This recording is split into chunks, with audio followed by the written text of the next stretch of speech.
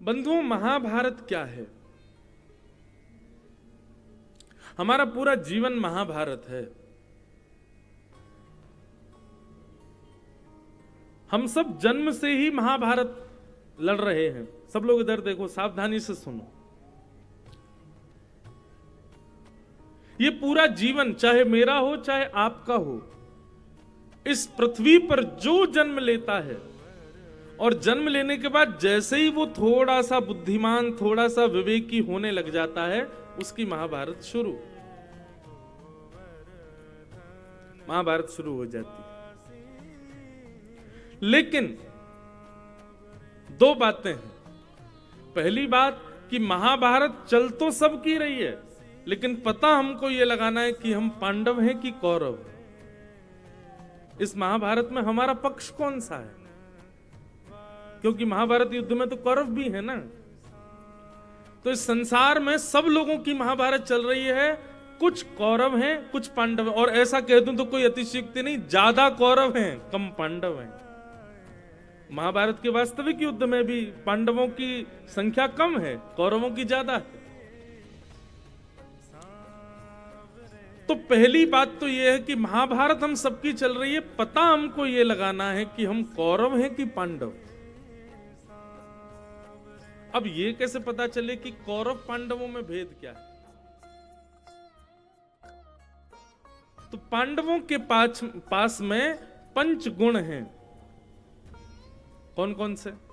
ये पंच लक्षण, ये पंच गुण जिसमें हो, समझ जाना वो पांडव है।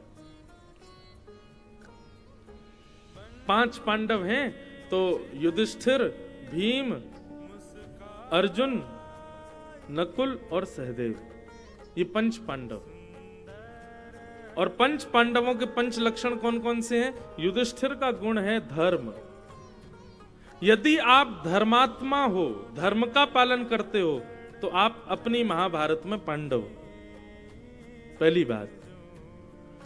दूसरा लक्षण बल, भीम। यदि आप बलवान हो, अच्छा बलवान होने का मतलब बहुत ताकत होना नहीं होता भाई। इसकी थोड़ी गूंज कम करो, लौट के आ रही है आवाज, ध्यान से सुनिएगा।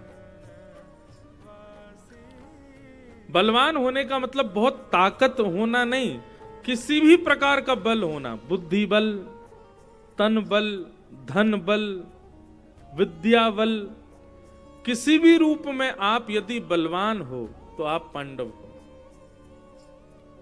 तो धर्म, बल, और अर्जुन का स्वभाव है प्रेम। यदि आप प्रेमी हो तो आप पांडव हो। धर्म, बल, प्रेम, नकुल और सहदेव। तो नकुल का गुण है बुद्धि, बहुत बुद्धिमान है नकुल। यदि आप बुद्धिमान हो, चतुर हो थोड़े से अपनी बुद्धि से, तो आप पांडव हो। और सहदेव यानी कि स्वरूप, आप स्वरूपवान हो तो आप पांडव हो। लेकिन ये पंच गुण देख करके कभी कभी मन में भाव आता है, ये 5 लक्षण तो कौरवों के पास भी हैं। 5 लक्षण कौरवों के पास भी हैं। कौरवों के पास में एक धर्मावली भीष्म पितामह भी है। कौरवों के पास में बलवान कर्ण भी है। कौरवों के पास में प्रेमी, किसी ना किसी रूप में अपना प्रेम प्रकट करने वाले कृपाचार्य भी हैं। कौरवों के पास में बुद्धिमान दुशासन भी है। और कौरवों के पास में रूपवान दुर्योधन भी है। तो ये 5 लक्षण यदि हमको पांडव बना रहे हैं, तो ये 5 लक्षण तो कौरवों के पास भी है। तो इसका मतलब क्या हुआ कि यदि ये 5 लक्षण हमारे पास हैं, तो भी ये निश्चित नहीं होता कि हम पांडव हैं। हम कौरव तब भी हो सकते हैं। पांडवों के पास में 2 विशेषताएं हैं जो कौरवों के पास नहीं है। और वो 2 विशेषताएं क्या हैं? एक तो 5 की एक पत्नी। कौन? द्रौपदी। और द्रौपदी का लक्षण क्या है? द्रौपदी का लक्षण है दया। अब दोबारा सुनो, धर्म, बल, प्रेम, बुद्धि और स्वरूप। धर्म है लेकिन धर्म के साथ दया नहीं है तो आप कौरव हो। बल है लेकिन बल के साथ दया नहीं है तो आप कौरव हो। प्रेम है लेकिन प्रेम के साथ दया नहीं तो कौरव हो। बुद्धि है लेकिन बुद्धि के साथ दया नहीं तो कौरव हो। और स्वरूप है लेकिन स्वरूप के साथ दया नहीं है तो आप कौरव हो। समझ में आ गई बात? आपके भीतर ये पंच लक्षण हैं, परंतु उन पंच लक्षणों को दया रूपी द्रौपदी सुशोभित नहीं करती है, तो आप अपनी महाभारत के कौरव हो। आपको पांडव बनना है। लेकिन एक और बात सुनो, अकेले द्रौपदी के ब्याह करने से पांडव नहीं जीतेंगे। तो फिर बोले, फिर सद्मार्ग दिखाने वाले श्री कृष्ण पांडवों के पास है।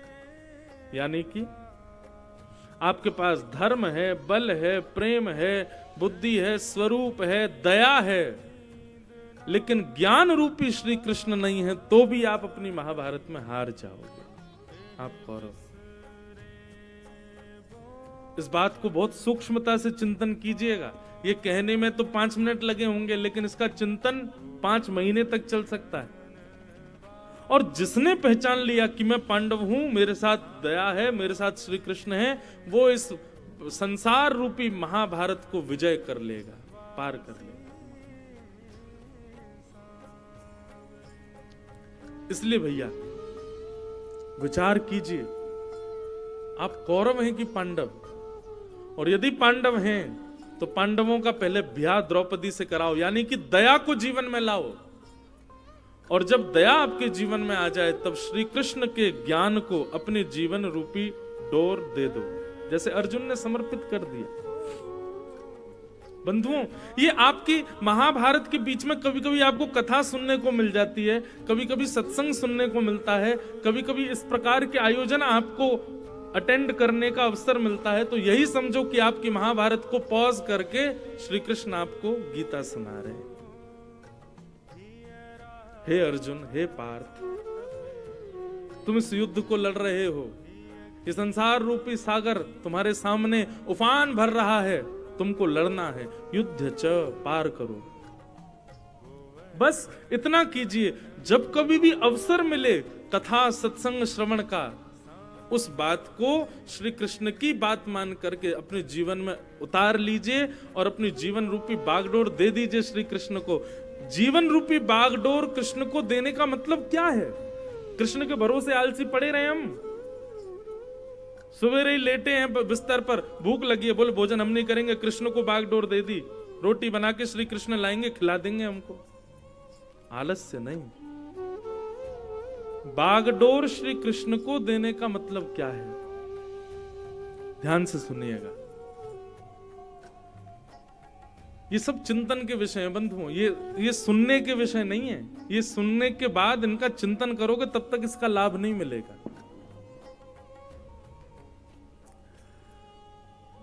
अर्जुन के रथ में 10 घोड़े हैं, हमारे रथ में भी 10 घोड़े हैं। कौन कौन से? पंच ज्ञानेंद्रिय और पंच कर्मेंद्रिय। ज्ञानेंद्रिय कौन कौन सी होती हैं? आंख, नाक, जीव, कान और त्वचा। ये 5 घोड़े हैं। और दूसरे 5 घोड़े कौन कौन से? हाथ, पैर, मुख और 2 गुप्त इंद्रिय। ये 10 इंद्रियां हमारे इस शरीर रूपी रथ को चलाती हैं। आप देख लीजिए, सुबह से शाम तक आपके शरीर का संचालन कौन करता है? ये 10 करती हैं।